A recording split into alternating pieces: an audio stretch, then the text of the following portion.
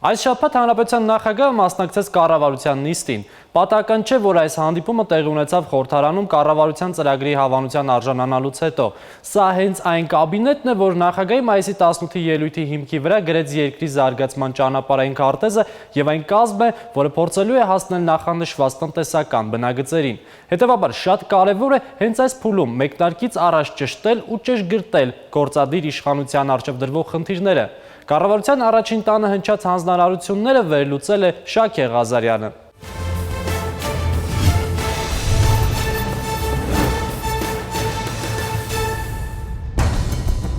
Ճիշտ այնպես, ինչպես պոլիկլինիկայում, թափանցիկ ու կանխարգելիչ, էթիկայի հանձնաժողովի նախագահի տեղակալը այս դեպքում Բժիշկ Խուդավերդյանը պացիենտների անկետաներն է աչքի անցկացնում։ 500 հայտարարագրերից ոչ մեկում հիվանդություն նշված չէ։ Հիմա չենք ունեցել բացահայտման ֆունկցիան եւ ընդհանրապես։ Պոլիկլինիկան նոր սարքերով է զինվում, որպեսզի վարակիչ հիվանդությունը չտարածվի, համաճարակ չլինի։ Կոռուպցիան կանխարգելող էթիկայի հանձնաժողովի ծանրաբեռնվածությունն այս պահից հնգապատկվում է։ Սպասում են 3000 հայտարարատուների մինչև սեպտեմբերի կեսը։ Բարձրաստիճաններով, արդեն նաև քննիչ դատախազներով, հարկային մաքսայինով, նրանց ընտանիքների ամբողջ կազմով։ Որքանով պոլիկլինիկան զինված է նոր սարքավորումներով, այնքանով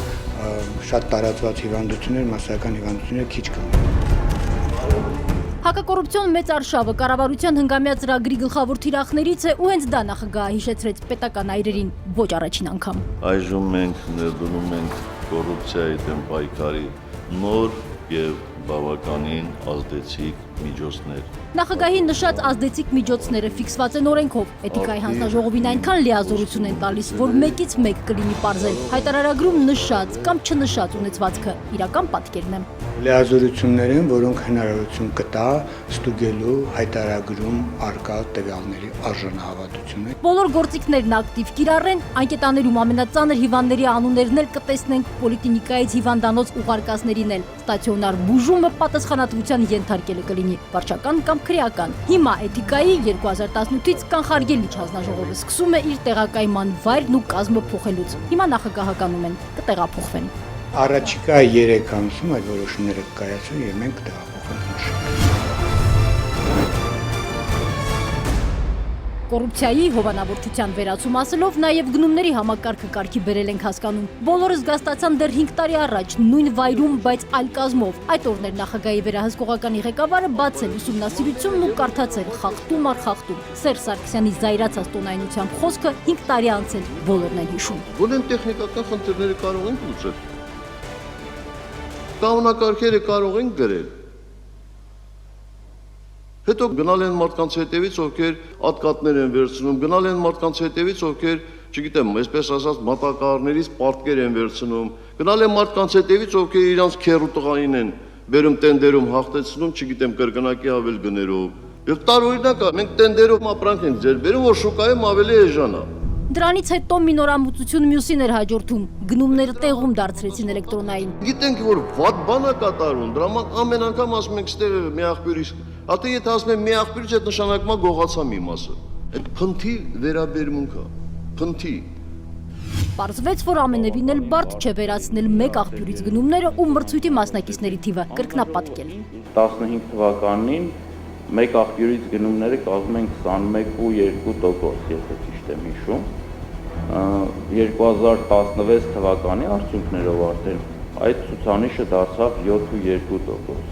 Նախագահի բարկացած ելույթից հետո երկար ժամանակ չպահանջվեց ապացուցելու համար ցանկության դեպքում հնարավոր է գնել լավ որակի ապրանք ցածր գնով, ոչ թե հակառակը։ Հնարավոր է գնումներն այն աստիճան թափանցիկ դարձնել, որ բոլոր մասնակիցների պայմանները աչքի առաջ լինեն։ Երևում է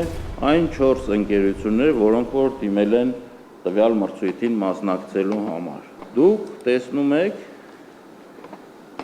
ինչ առաջարկ է ներկայացրել այդ մասնակիցը։ Ոչ նույն խստությամբ, բայց այս անգամ էլ նախագահը գնումների մասին խոսեց, նշանակում է խնդիրը դեռ ամբողջությամբ չի լուծվել։ Հիմա էլ ուժերը կենտրոնացնում են էլեկտրոնային համակարգը ընդլայնելու վրա։ Պետական ծախսերի գնումների համակարգը պետք է լինի ամբողջովին վերահսկելի, ինչպես խորհրդարանի,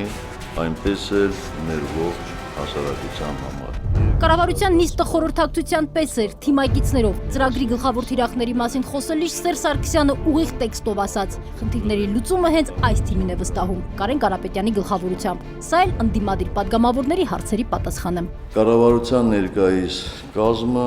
վարչապետ Կարեն Կարապետյանի գլխավորությամբ վայելում է իմ եւ մեր ամբողջ քաղաքական թիմի լիակատար վստահություն։ ՀՀԿ պլյուս կոալիցիոն գործընկեր դաշնակցություն, բայց իշխող ուժի ղեկավարն այդտեղ վերջակետ չի դնում։ Աշխատանքի դաշտն ու համագործակցության դռները բոլորի առջև է բացում, մուտքը միայն կառուցողական առաջարկներով, թե պետք լինի նաև քննադատությամբ։ Միակ նախապայմանն է քաղաքավարության եւ բարեգործության նորմերի պահպանումը։ Ընդ որում ընդգծեմ, որ քննադատությունը նշածս նորմերի խախտում չենք համարում։ Ինչպես իրագործել կառավարության ծրագիրը, նախարարները գրի առան, ինչը պահել կենտրոնում, թափանցիկությունը գծեցին կարմիրով։ Նախագահի սահմանած նոր քաղաքական մշակույթը դա է։ Եվ ամենակարևորը, ծրագրերի մասին մարդկանց հետ խոսել, բացատրել։ Հասկանում ենք, որ այդ ճանապարհը հեշտ չի լինելու, բայց մենք շատ վճռական ենք տրամադրված եւ մենք բոլոր նախատեսված մեր ծրագիրը իրագործել ենք։ Շնորհակալություն ձեզ շատ։ Այսքան ծրագրերի ֆոնին նախագահը չինացիների ասացվածքը հիշեց, անեծք է որևէ մեկին մաղթել ապրել փոփոխությունների ժամանակ, բայց թիմը լավատեսություն է ներշնչում եւ Սերժ Սարգսյանը լրացնում է ասացվածքը։ Դժվար է, բայց հետաքրքիր։ Այդպես որ առաջ եւ էնտուզիազմով։ Շեշտում է նույն էնտուզիազմով։ Շակե Ղազարյան, Ալբերտ Գալստյան, Նարեկ Գալստյան, Post Factum։